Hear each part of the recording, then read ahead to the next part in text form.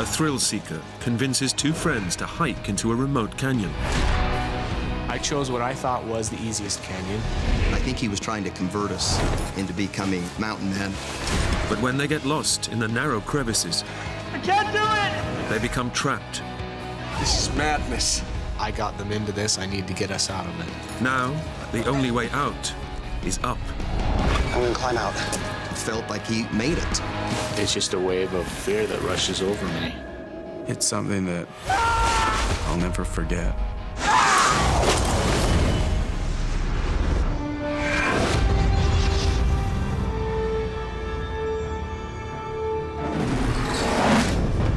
Ben's dead!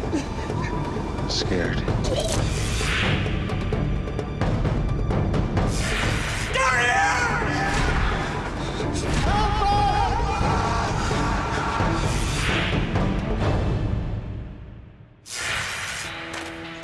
Grade school teachers Ben Gowans, Jason Cox, and Clay Craig are setting out on a spring break adventure. Come on, big guy. We met when we were in college together. We were in the School of Education. We were some of the only men in the program, so we kind of made an immediate bond. We had kind of done an annual trip we called the Man Trip. Ben plans to take his friends on a day trip through the narrow canyons of Utah. The first time I went canyoneering was so exciting. Clay and Jason, they were my buddies already. If I could get them hooked on this, I thought we would be set. Ben had been researching some different hikes, and I think he was trying to convert us into becoming mountain men. No. Can we just go to Vegas? But not everyone shares Ben's enthusiasm. He wants to go to Vegas. Jason has been feeling sick all morning. Even though I wasn't sure, I was sure that I wanted it to be the three of us to go do something together. So I agreed on going canyoneering. The drive down was really fun. We just joked around and had great conversation. That's one of the things I really enjoy about our friendship, is that we talk together and get along so well. On the way to Hanksville, we were pretty lighthearted. I mean, we were laughing and having a good time, and we all three felt good about the trip. The three friends have said goodbye to their wives and children and are driving 50 kilometers into the wilderness. Ben has planned an easy 3-hour hike through Leprechaun Canyon, a spectacular and remote 5-kilometer gorge with canyoneering routes for all levels of ability. I chose what I thought was the easiest canyon, given the description. This one's yours. We got one of these each. Okay. Okay, we ready, guys? Where we're going.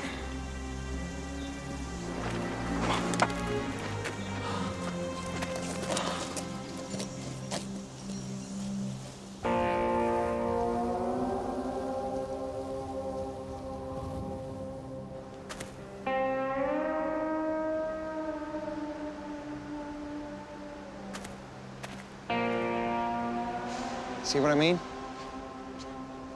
But the beautiful scenery is the last thing on Jason's mind. Where's Jay? Jay! Come on, Jay, move your butt. You want to go back to the car? No, it's okay. I'm coming. Okay. Come on, man up. I wasn't feeling that great. I was just really sick, not feeling well at all. And they were saying, you can go back to the car if you'd like. It'll only be a few hours. Jason kept saying, I'm okay, I'm all right. So we kept going. You know, I think in the back of my mind, I was hoping that Jason would say, I can't do this, let's turn around and go back. And there were two things going on in my mind at that time. I'm not a quitter, so I didn't want to give up on it. And then the other thing was, what am I going to do for 2 to 4 hours? You know, I didn't really want to sit in a vehicle for that long. The adventure kicks off with an adrenaline-charged challenge. They'll have to abseil down an 8-meter cliff face to the start of the canyon system.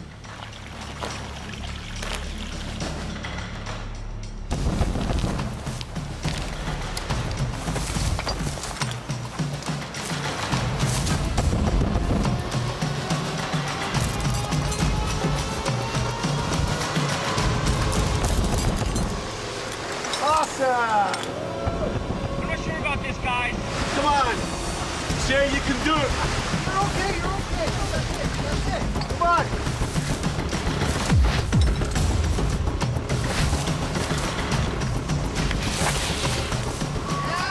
Well done, big man. You did it. That was cool.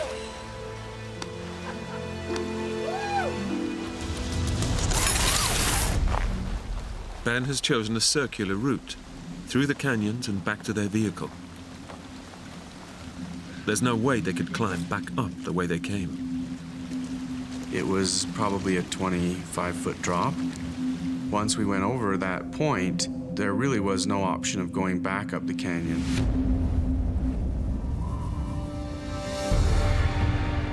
But up ahead, the winding canyon lies open, and the adrenaline of the abseil is coursing through Ben.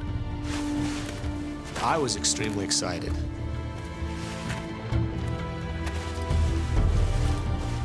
I was in heaven. I was having the time of my life. Ben and his friends find themselves in an awe-inspiring and surreal landscape. Ben was having a great time, laughing, joking, and I still wasn't feeling that great.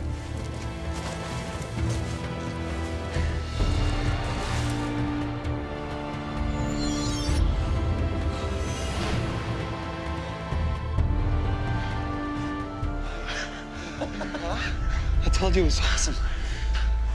Hey, you feeling better? Yeah.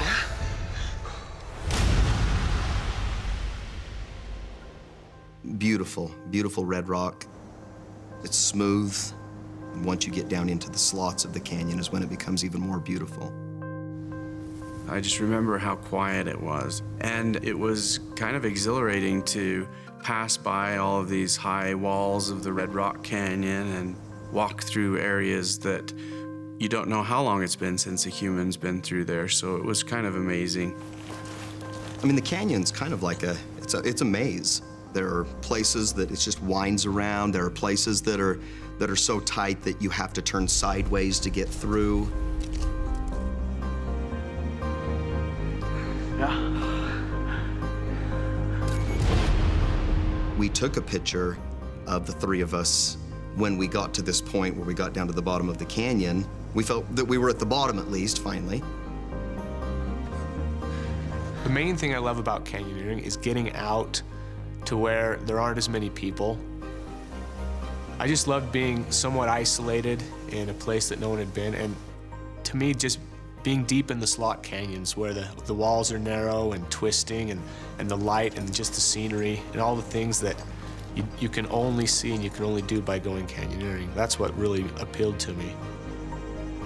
It is just an incredible, I mean, I don't know if you can call a place both beautiful and dangerous at the same time, but it was just so, I was in awe. But the beauty of the canyons can distract even the wary from the dangers that lie within.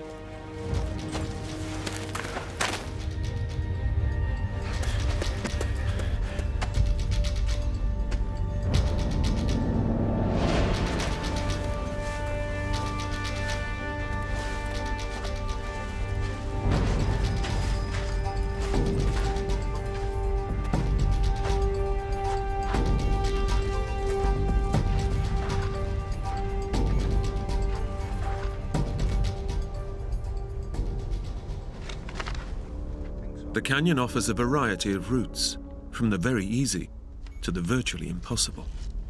And soon Ben faces a choice. You okay? Yeah, I think so. Yeah. No, but look.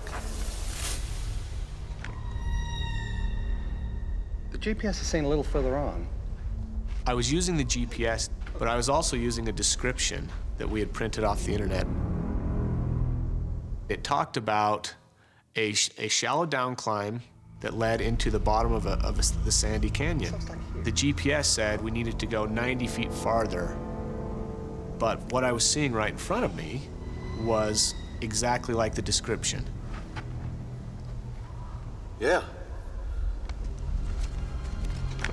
So having never used the GPS before, I thought that I knew better. So I thought, this matches the description. I'm going to go down here. Okay. Come on. The friends have made a critical error. By ignoring the GPS, they've missed their trail. They're now entering the canyon's most technically difficult route. Once we started down the canyon, the walls started to climb and get higher and closer and closer. And for me, it was exactly what I'd hoped for. It was exciting. I was in heaven. I was having the time of my life. Come on, Jay! Jay! Come on! Guys, wait for me!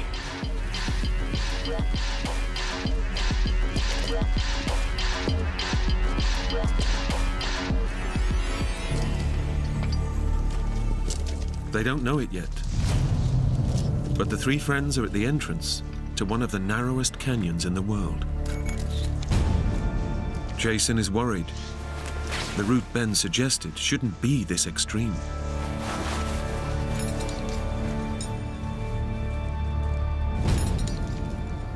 I continued to enjoy it as we got deeper down into the slot, and it got darker, and in some places we couldn't even see the sky. And it was amazing to me.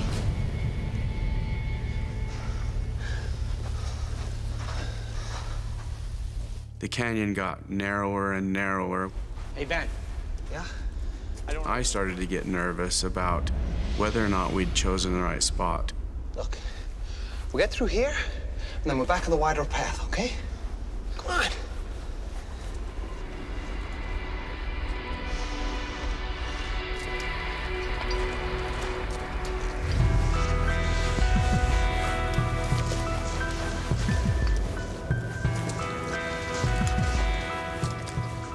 The canyon is so narrow, it's not long before they have to leave the safety of solid ground. Now they use a technique called stemming.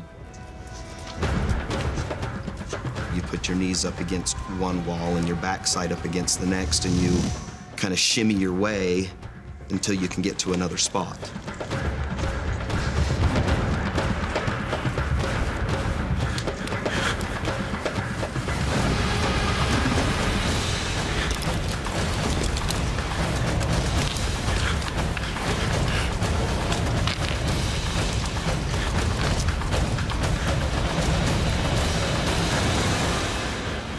I was rather in my own world. You okay, guys? This is killing me, Ben! This is what we came for! You never said it'd be this narrow. That's when I remember them starting to voice concern. It was after that it started to occur to me that this isn't quite exactly what the description explained. I could tell that Clay and Jason they weren't ready for it. It was too much. The higher above the canyon floor they get, the more nervous Jason becomes. I was worn out.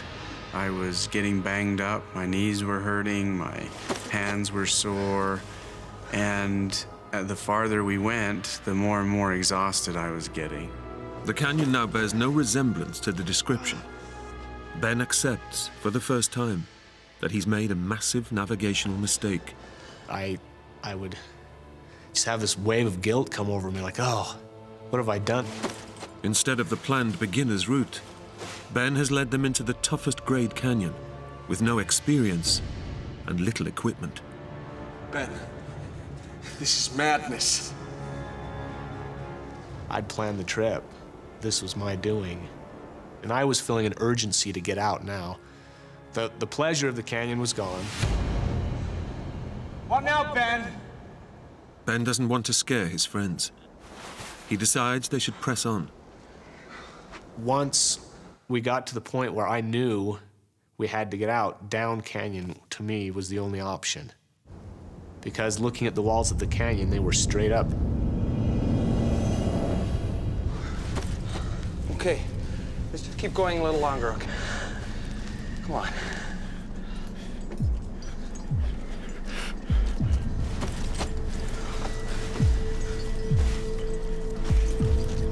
At 6 meters above the canyon floor, Jason is already struggling. I was just trying to hold my place, and my legs were burning. I was exhausted.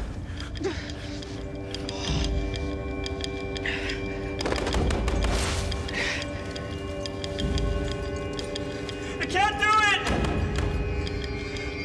I can't move! I think I'm slipping!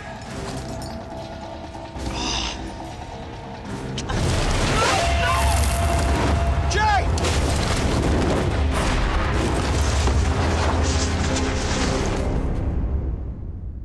Jay, you okay? Jason's backpack has left him wedged in a 60-centimeter gap, I'm stuck! with 1 million tons of rock pressing against him. Guys, I'm stuck here, come on! Okay, Jay. Keep calm. I've never been one to be claustrophobic, but when I got into that space in the canyon, I felt for the first time just like everything was closing in on me. I really thought I was going to black out.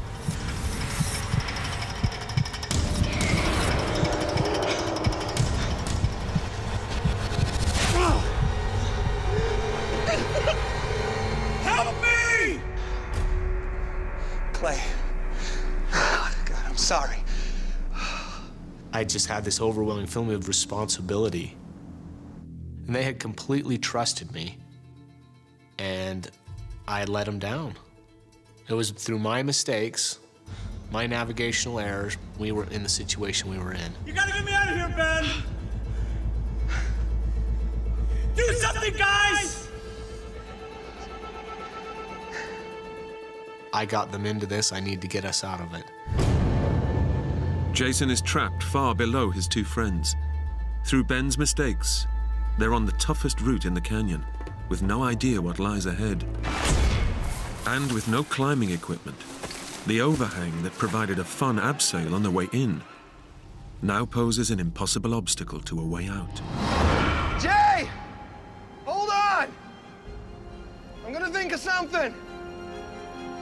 The deadly web of canyons has lured them in, and now holds them trapped, with no way back and no way out.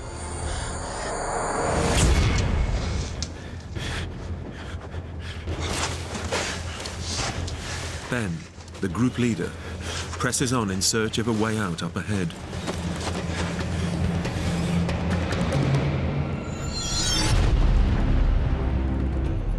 It just went forever in this V shape. Clear out. I just thought, this is not the way. It was way past the abilities of all of us.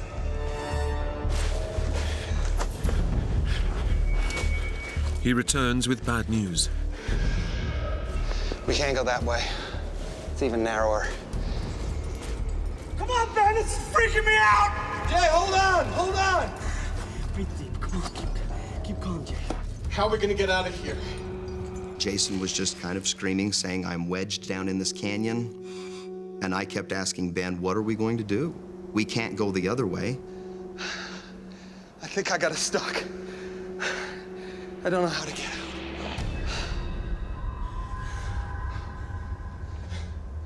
I had 100% trust in Ben. And I remember the time that Ben said to me, I don't know what to do. And that scared me to death. Ben has led his friends into a trap. A simple hike that should have taken just 3 hours has taken 8, and it will soon be getting dark.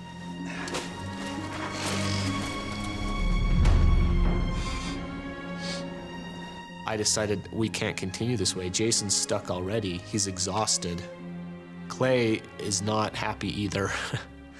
We've got to do something else. I'm gonna climb out.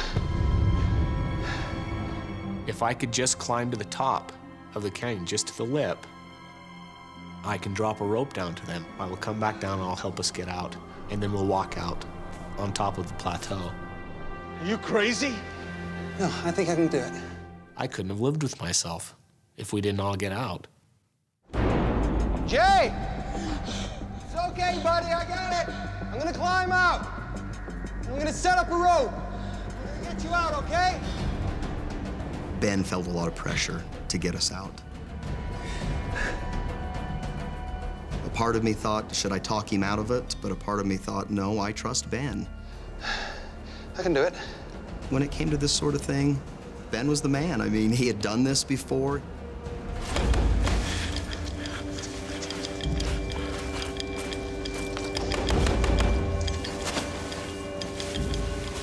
I was just going to go to the top. I was going to secure rope and I was going to give us a way out. At the time, I didn't know what else I was going to do. It's my responsibility. I spearheaded this trip. I brought them to this place. That was the whole reason I decided to free climb a 70-foot cliff. Ben is a novice, attempting an ascent that would challenge the most experienced climber. Way to go, Ben! But he's powered by a potent cocktail of guilt, adrenaline, and sheer determination. God, he was doing good. I just kept thinking, come on. I felt like he was going to make it. He was going up the side of the wall very quickly. I was quite surprised at how fast he was able to make it that high.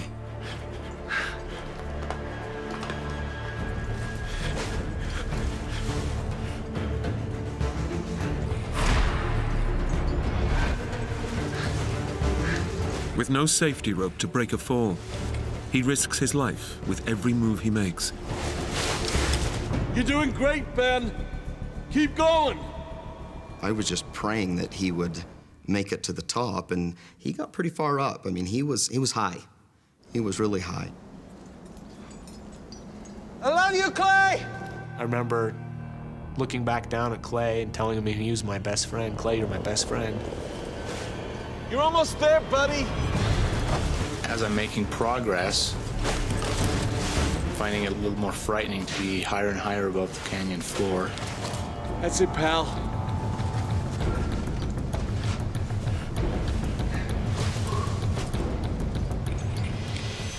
He almost got to the top, and I was just really hoping that he'd make it.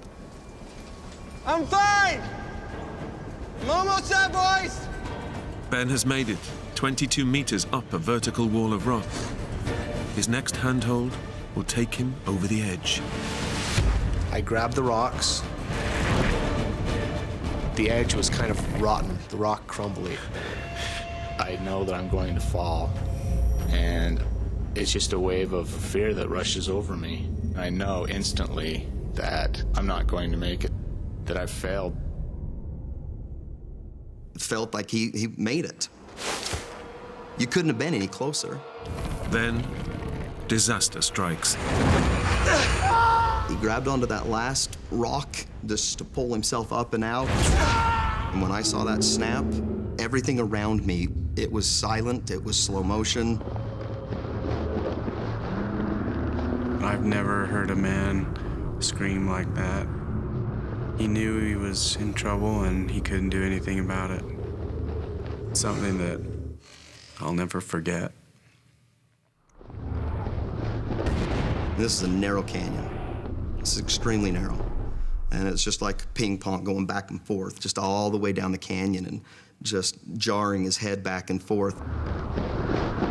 I heard him hit both sides of the canyon.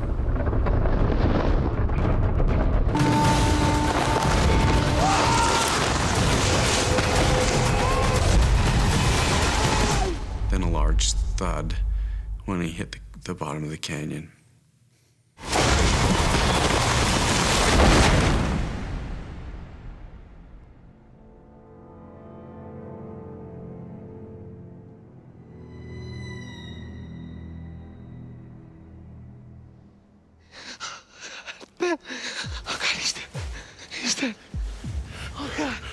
just didn't think he was going to be alive. I went crazy. And it finally came to my senses. I came to my senses and I said to myself, I got to go see Ben. It's a lot easier to stem your way down a canyon than to stem your way up a canyon. So I get out of the situation that I was in. Jay! I don't think I wanted to face reality of what I was going to see. Faced with the sight of his stricken friend, Clay slips into shock. He started screaming out that he was dead, and he just kept screaming it over and over again. And I couldn't accept that. Jason has to escape the narrow crevice that's trapping him and help his friend. And I think just the adrenaline rush and the fear of my friend being dead gave me enough strength to start to climb again. I switched into something else, a survival mode. It was like I had to get out of there no matter what. I fought and fought. I remember I was screaming, clawing, just doing everything I could, and I was just inching forward an inch at a time, but I was moving, and so I didn't care, and I just kept fighting.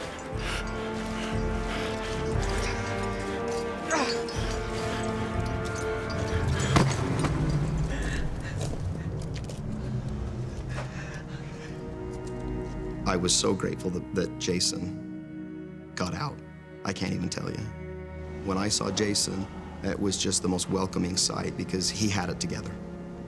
And I think he saw me going crazy and just knew that he better pull himself together. I immediately started assessing the situation, trying to see what was going on. Gotta get help. I was going to have to be very calm and try to help Clay and Ben. I felt a great weight fall on my shoulders. His head had hit a sandy area about 2 feet away from that boulder. He was bleeding from his mouth, his nose, his eyes, and his ears. All the signs indicate that Ben has suffered a major cranial injury. Jason might be too late to save his friend. He's my best friend. I really thought he was dead. I did.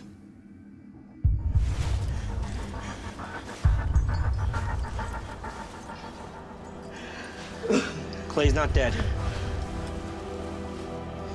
He was breathing. It's a miracle he's alive after the 22-meter fall. So I started to check him over for broken bones and injuries.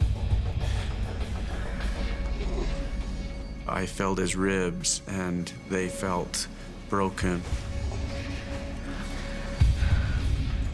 I immediately knew that he had a very severe head injury. His scalp on the back of his head was peeled up, and he was bleeding from different areas. Oh, God. The impact has violently shaken Ben's brain within his skull.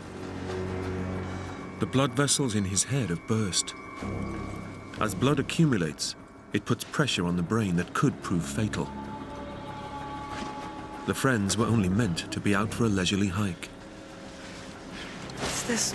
Bug spray? Band-aids? Damn, there's nothing here! They're prepared for minor cuts, but not a traumatic injury.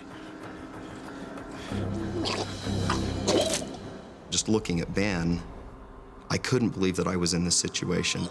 And Ben can't be lying there spitting up green bile and bleeding, and this isn't real. It was not really happening. We gotta get out. Clay switched again into a panic. We gotta get out. Gotta get help. I went crazy. I think I went into shock. I kept thinking, I'm gonna save the day, and so I tried to climb my way out, too. That was one of the most desperate moments I've ever faced. I kept telling him we needed to just stay together and pool our resources and be able to talk it over together. Sorry, Jay. I can't do this.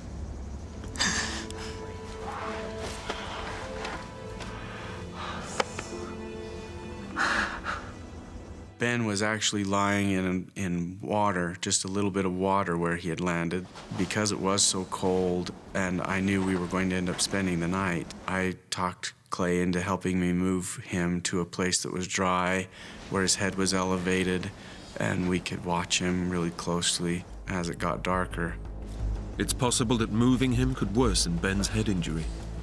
Nice and easy, okay? But by not moving him, the dropping temperatures will almost certainly bring on hypothermia. The entire time we were moving him, he was just moaning and groaning and in a lot of pain. We knew he was hurt badly. And their ordeal is about to get worse.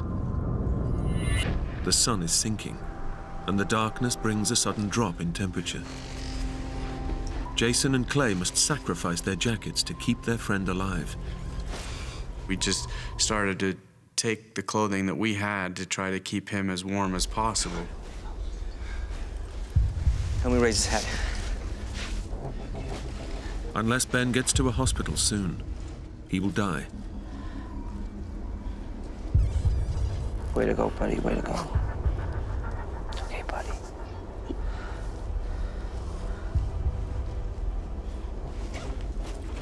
Jason and Clay take stock. They have to find a way to save their friend.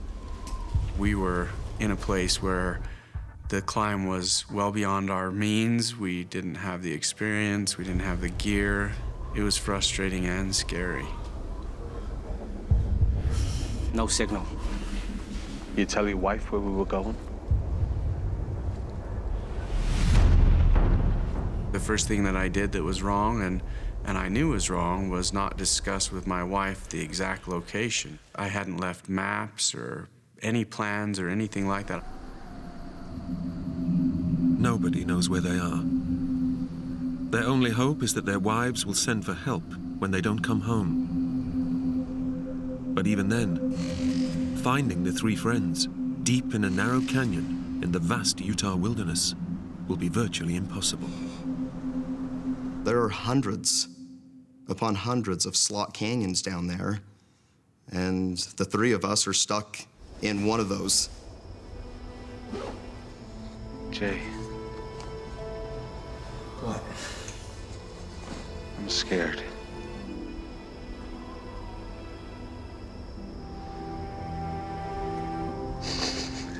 I was scared for Jason. I was scared for me, obviously, that I couldn't get out. My number one fear was Ben. Ben is slipping in and out of a semi-conscious state. Their day trip adventure has become a desperate struggle for survival. He's in a bad way, Jay.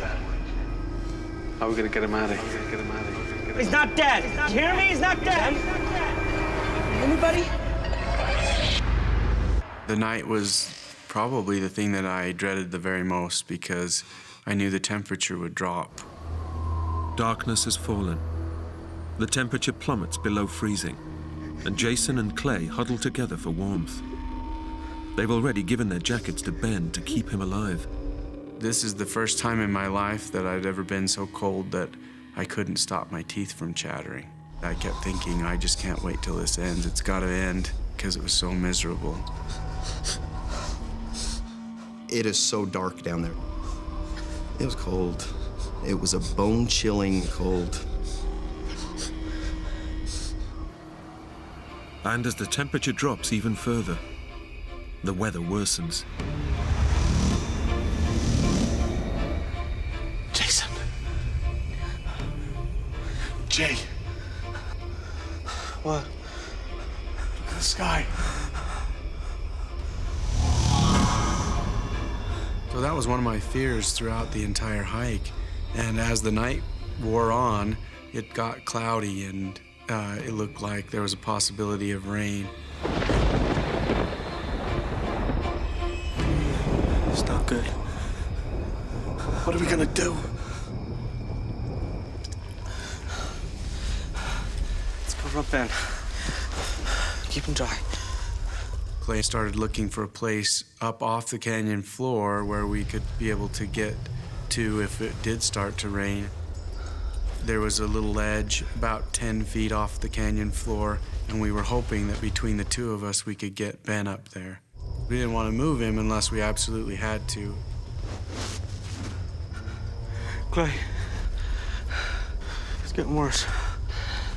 The best we can do, right next to Ben, keep him warm. Just hope to God it doesn't rain. He didn't talk to us at all. His guts were hurting him. He was still bleeding. We prayed all night that no rain. We can't do that. We cannot do the rain. If you get a rainstorm, it doesn't take much rain for a flood to come, barreling through those slot canyons. If there's a sudden downpour, the dry, sandy canyon would soon become a raging torrent. The prospect of a slow, lingering death would be transformed in an instant into a swift and violent drowning.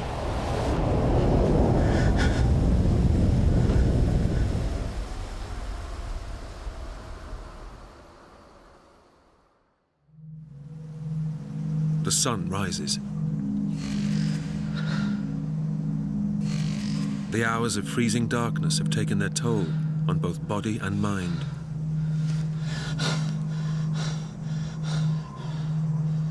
And the new day brings no relief.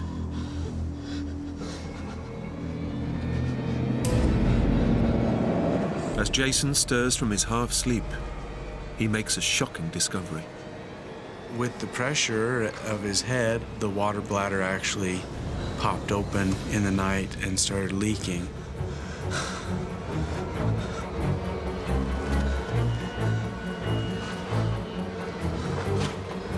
All the water's gone, man. When we first assessed what we had, I thought we could last for at least 3 to 4 days. But then after we lost all that water in the night, I didn't really know how long we could last. It was almost completely gone. There was just a couple of swallows left in the bag. They give the last precious drops to Ben. It might keep him alive a little longer, but they need to find a replacement supply, and fast. Without water for even a day, the blood thickens, putting strain on the heart. On day 2, the body's systems begin to fail. Surviving a 3rd day is unlikely. They urgently need help, but trapped 22 meters below the surface, any rescue will have to come from above.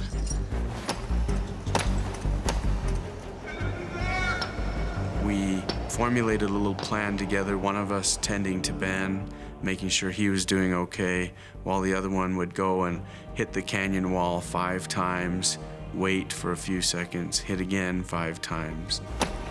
Help us! Is anybody there? We did that all day, back and forth. Can you hear us?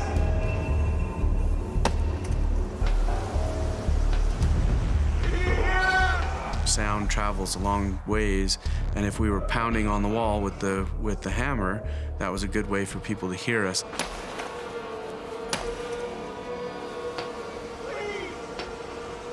But they're in the middle of nowhere, swallowed up by thousands of kilometers of uninhabited wilderness.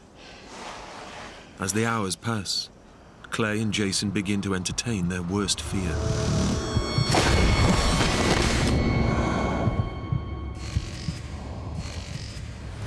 Unless help comes soon, their friend might never recover. He may be alive, but I didn't know what state of mind he would be coming out. I didn't know if he would be the same Ben that would be able to teach school and, go on hikes again. I thought my buddy was gone. I thought if he did pass away, it'd probably put us over the edge. We would probably lose it. It looked pretty bleak if no one found us. A whole day spent hammering on the wall of the canyon has brought no help at all. And as darkness falls, the temperature plunges once again. I looked over at Jason and I just told him, I don't know if I can do another night. I had a wife at home. She was 2 months pregnant. I had 3 little boys at home. I just started teaching school. I felt like life was so good, you know, and I thought I'm giving it all up. I thought about having my kids being raised without a dad. Those were the moments that were tough for me. Did a lot of praying. It was me just really trying to send some type of a signal to my wife that we were in trouble. I knew she would know that there was something wrong. He started crying, and I could hear that he was really emotional, and I kind of broke down myself.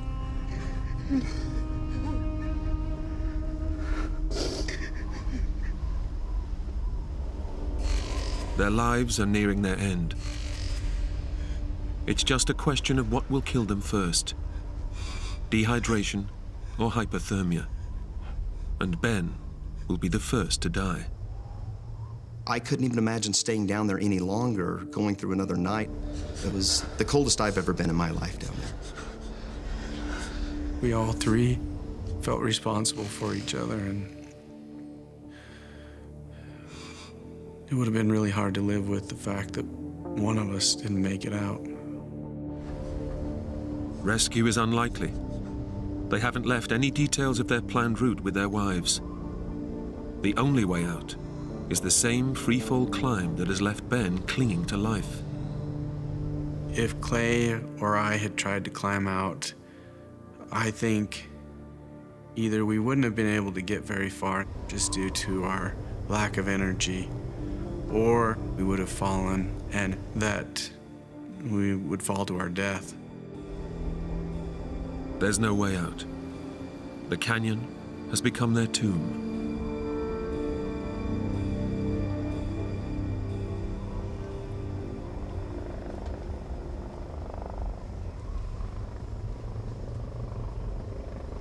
And at first, I didn't believe it. We heard helicopters initially flying overhead, and we couldn't see them because the gap above us was so narrow, but we could hear them.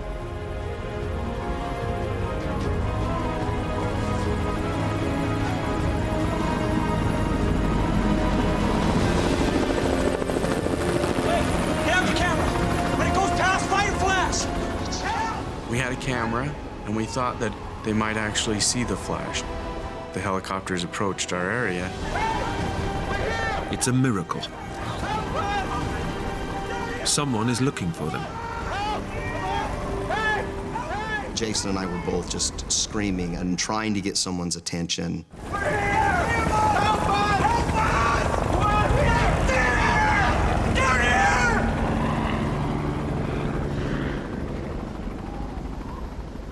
It's the cruelest twist yet. A search and rescue helicopter has passed within meters of the top of their canyon. But 22 meters below the surface, they're virtually invisible.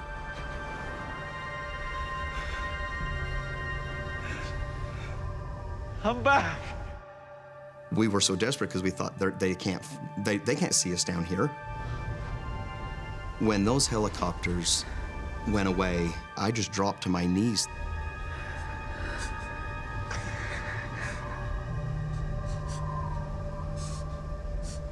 It was so quiet. I just remember how quiet it was. It's something that I'll never forget.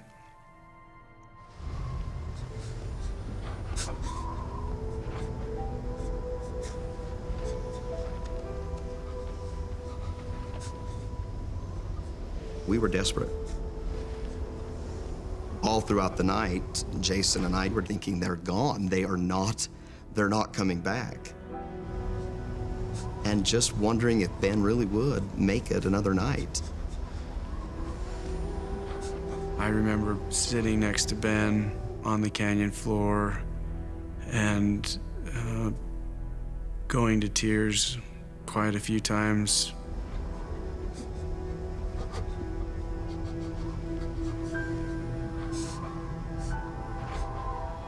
I thought my buddy was gone.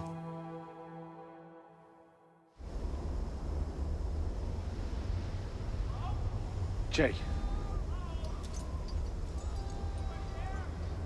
Do you hear that?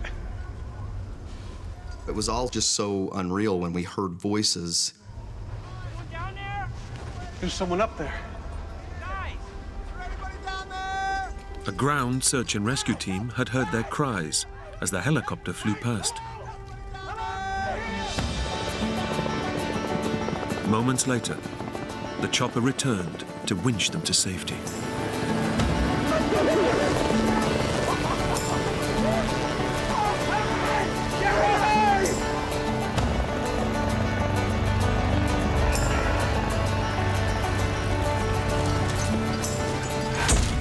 "30 hours after falling 22 meters to the canyon floor, Ben was airlifted to safety.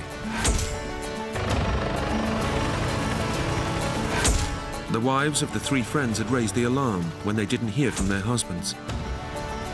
By checking the internet research Ben had done on the canyons, his wife managed to locate the area they were in. While his friends quickly recovered, Ben was in rehabilitation for months. He had severe head injuries, broken ribs, and a burst eardrum. But eventually, he made a complete recovery. I remember starting to climb up to save us. I was going to climb to the top. I remember brushing the dirt out of the cracks. The next thing I remember was waking up in a hospital bed at the University of Utah Hospital. Despite their traumatic ordeal, the three remain best friends. I shouldn't be alive. I should have died in the canyon. Jason and Clay did save my life. They were there when I needed them, despite my stupid mistakes. I still love the outdoors, and we still go on man trips. We go hiking. We don't go to slot canyons anymore. We still get together every month and go to dinner, and I still feel like they're my best friends.